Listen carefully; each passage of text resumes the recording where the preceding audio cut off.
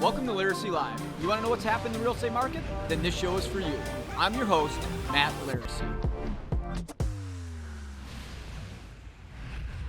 So today we are talking about Chicago's reopening plan. There's a lot of news going on. The masks are starting to come off. The CDC said that we cannot wear masks anymore if we are fully vaccinated.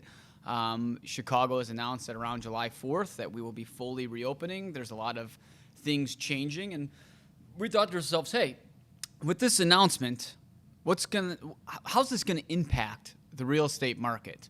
Because the city reopening has a direct impact on the city. Let's face it, there was a mass exodus, doom and gloom. Nobody will ever live in big cities again, is what they were telling us in the fall. And I told everybody 2021 would be the great migration back to the city. And of course, the migration has begun. And now with the reopening, how hot are the suburbs going to be? And what's going to change in the real estate market? So let's answer off some of these questions, kind of see what we think is going to happen. So what was my reaction to the announcement of Chicago's reopening plan? I was like, of course this was happening. That's what I said. Because as I just stated, people said that nobody would ever live in big cities again and that cities would be closed for good and that they would be zombie apocalypse wastelands forever. And I laughed and said, don't drink the Kool-Aid. Cities have existed since the dawn of man. And there's been worse plagues than this. Not saying this isn't a bad plague, but there's been worse ones than this. And after those plagues, guess what? They still built cities. So I said, hey, this is going to happen. So when I heard the re-announcement plan, I said, no shit. And 90% of the people in the fall, the naysayers who said that this wouldn't happen, I would like to say I told you so. That's my reaction. I told you so. How do you think it will have a direct impact on the real estate market? It's going to have a huge impact, like ginormous.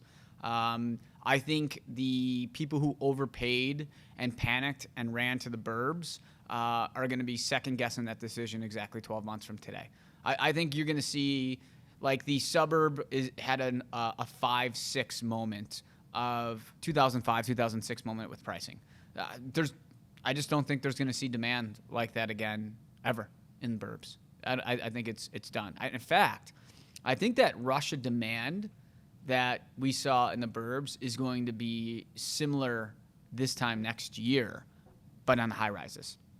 What exactly will change for real estate agents? I think real estate agents will start believing in the city again. I can't tell you how many people I talk to that when they give me an offer on high rises, they tell me that, like, well, the city's never coming back again, and it's dangerous, and there's COVID, and blah, blah, blah.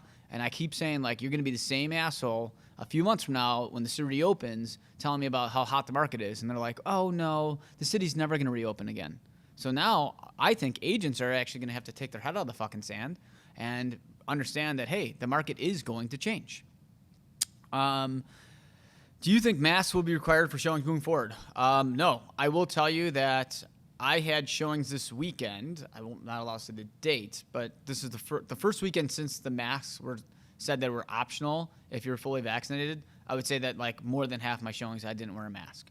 And I think probably within 30 days we won't be wearing masks at all for real estate agents unless, like, a client requires you to do so. Will real estate events come back up again? I'm sure. I'm already getting notices about events. I mean, they just announced, like, Lollapalooza and all these other big events are going on. So I'd have to assume if they're going to allow, like, hundreds of thousands of people to go to events, I'm sure that real estate 100-person events will start coming back. Are your clients still requesting agents and potential buyers to wear masks while touring the homes? Yeah. I mean, this is, depending on when you watch this, this might be months from now you watch this, if whoever's out there in the future. But for the time being, I mean, this is still a new announcement. It'll be a little bit till it becomes completely standard, like I said, at least a month. But, for the time being, some people aren't going to be completely comfortable about it. Will more sellers be comfortable listing their homes with the lessened restrictions? Yeah, I think there's a lot of people with health conditions, kids, they have old parents who are going to go see that we're nervous. And now that it's reopening and the vaccine's out, I think people will be completely fine. Will restrictions change anything for you personally? Not really. My life has remained pretty much the same, other than the fact that I have to wear a mask. I did the same exact thing every single day of the year, last year and this year, that I did the years before that. I was never one to not leave the house. I was never one to not go to work.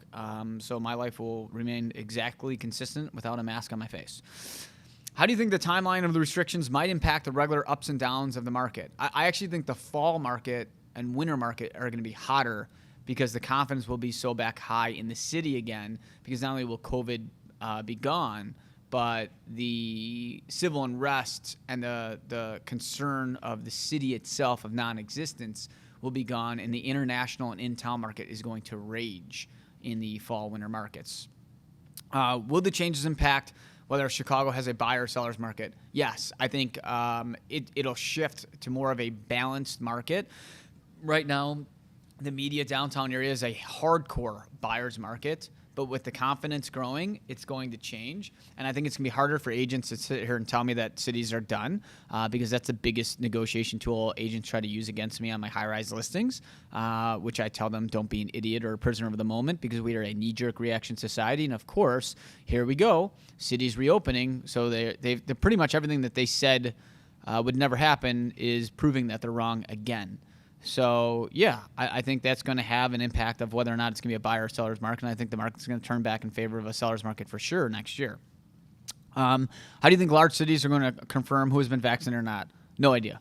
I mean, the honor system's not going to work. They're probably going to give us cards that we're going to have to scan.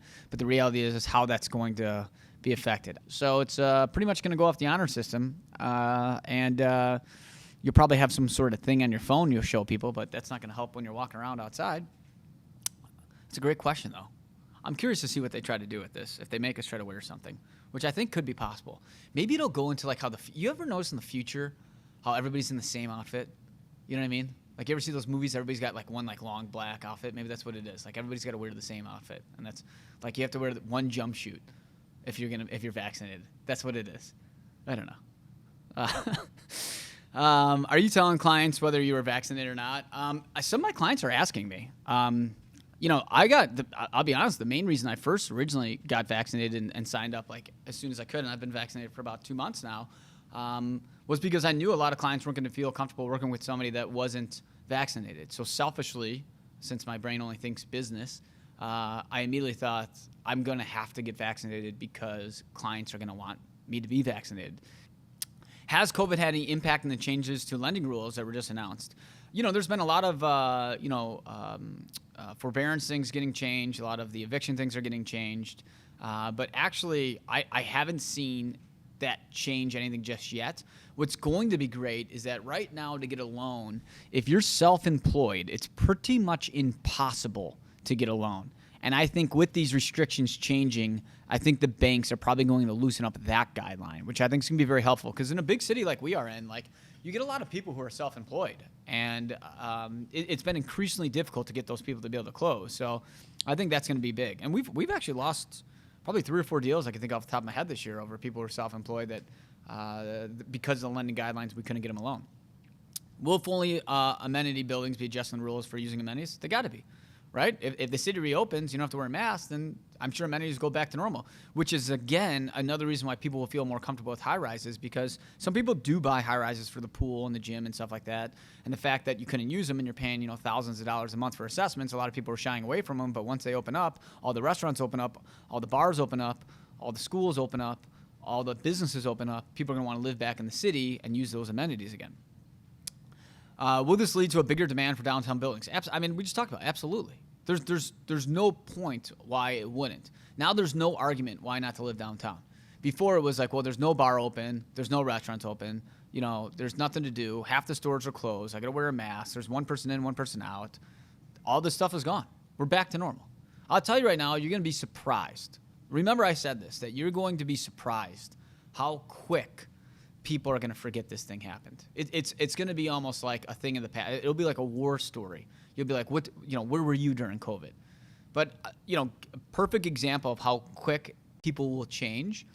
When I went to the gym today, I walked in, I looked around, nobody had a mask on. My trainer said, hey, take your mask off. We don't got to wear masks anymore. Throw it away. It's gone. And then I looked around, and then like everybody else was like, yeah, it's totally cool. we don't have to wear masks. And these were probably the same people that are probably petrified to leave their houses for 3 months. So like it's crazy how quick, literally one announcement and everybody all of a sudden just changes. So if we're talking within a weekend, people are willing to just like throw their masks down and just act like this didn't happen. How do you think people mentally are going to look at this 60 days from now? So yeah, I think the downtown market and big buildings, huge difference. I think we're going to be looking at a totally different market for high-rises 60 days from now. Have you noticed any changes in elevator etiquette? It's too early right now because this just is happening, and that's why we want to put this out there to try to get at the forefront of this. But, I mean, a lot of buildings only allow one family per household, which really sucks when you're showing in a big building because you have to wait sometimes like 3 different times to do it, and then you got 10 minutes of awkward silence sitting in an elevator vestibule. You've exhausted all conversations, and you're literally just sitting there at that point. Everybody's just like on their phone. Like, I don't want to say anything. I'm done talking. How many more frickin' elevators do we have to wait for before we get on? So I'm actually a huge proponent of like hoping that like this elevator rule goes back to like, let's just pack this house. Do your clients feel even more relaxed meeting in person now that many people are vaccinated? I'll be honest with you. I haven't done an in-person buyer's consultation in probably 15 months. And this week I've had 2 buyers say, hey, why don't we meet for coffee in person? So yeah, I think it's changing. I think Zoom is done. I think all the people, if you have Zoom stock, sell it. Hear me, Paul? Sell that Zoom stock. Get rid of it. It's done. It's over with. People won't even know what Zoom is. 2 years from now, people will be like, I don't even know a Zoom of what? And I know everybody's out there is telling me right now that, hey, we're going more virtual. We'll be doing this forever. I said this in my podcast yesterday. 2 years from now, let's look back and see. When everybody else is doing in-person meetings and you're still trying to Zoom, you tell me how it is. It's easy to talk about efficiency when everybody's virtual. But when everybody goes back to seeing people, people like being around other people. People like the energy of other people. We don't like looking at computer screens.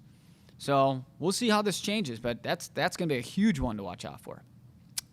That has nothing to do with elevator etiquette, by the way, but I just figured we'd talk about it. Have you noticed any change in the international market? Not yet. I've gotten a few calls, nothing crazy, but like I said, I think that's going to be more of a third and fourth quarter thing. Do you think there will be more international transactions happen over the summer with the recent news? It's going to be third and fourth quarter. Not as much the summer. Third and fourth quarter, it's going to crush it. Do you think there's a chance the restrictions will go back in place? I don't. I think it's it. I think once you're past it, we won't go back. I think, I know other countries are struggling, but they're not vaccinated. And with us being vaccinated, international travel opening up again, this thing's over. Will this impact the labor shortage for hourly workers? I don't think so. I think it's going to increase labor. I think there's going to be more people out there. What percentage of workers do you think will be sent back to work full-time in person? This is a huge one. Everybody thinks they're never going back to work. A lot of people think office buildings will never exist again. People talk about this reduced footprint and efficiency levels. And as I just said, you can feel like you've done a great job and you are very effective in a full virtual world. Let's take a step back and see when everybody else is back to work and you're still trying to do the virtual. And the other people are like, well, listen, we don't have to do virtual. We could do in person now. And then you're telling them, well, I'd rather do virtual. Well, I'm going to tell you right now, in any business setting, you're essentially in sales because you're selling your product to somebody else. You're selling your services to somebody else. You're selling something to somebody else.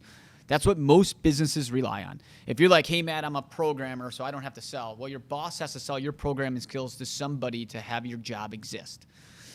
If your boss is going to try to close their clients virtually through a Zoom meeting, okay, and there's another person that goes to that client and meets them in person, that likelihood of your boss winning over Zoom compared to that person doing it in person, I would be willing to bet 9 times out of 10 the person in person is going to close that person over the person doing it over Zoom.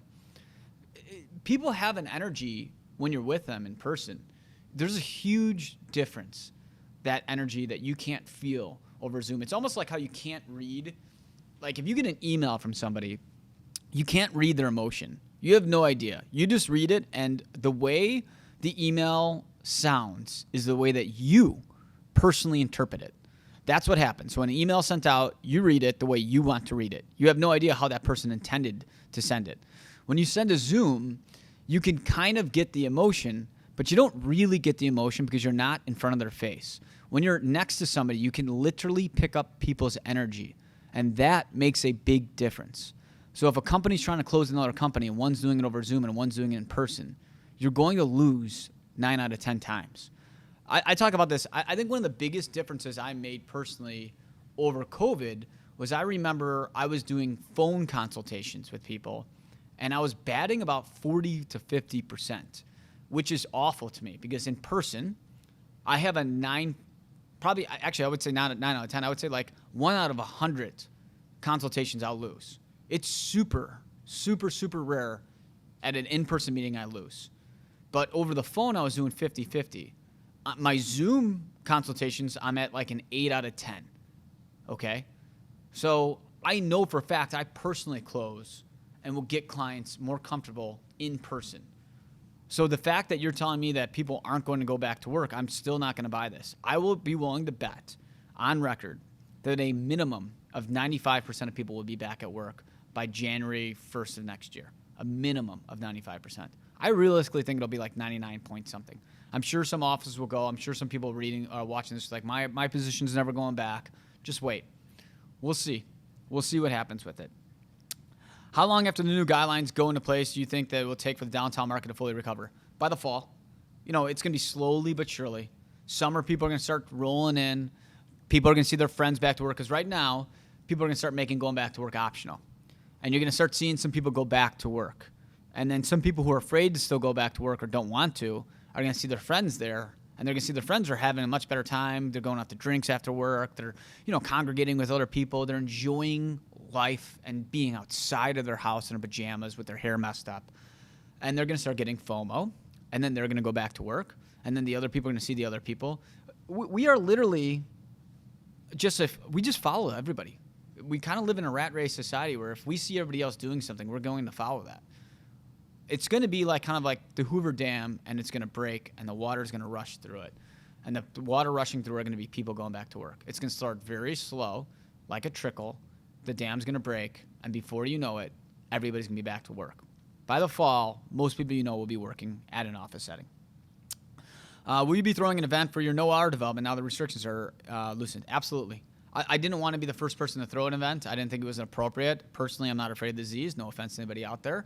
But I also didn't want to be reckless or non-compassionate to people that are. Just because I'm not afraid of it and I don't think much of it, and I never have, and I've been on record saying it, doesn't mean that I shouldn't respect other people or their opinions or their beliefs. I can have my own beliefs. I'm not imposing them on you. I'm not saying that you're stupid because you believe that way. I'm just saying, like, me personally, I don't think this way. But because I think this way, I'm not going to try to throw an event to make myself look bad or try to harm anybody else.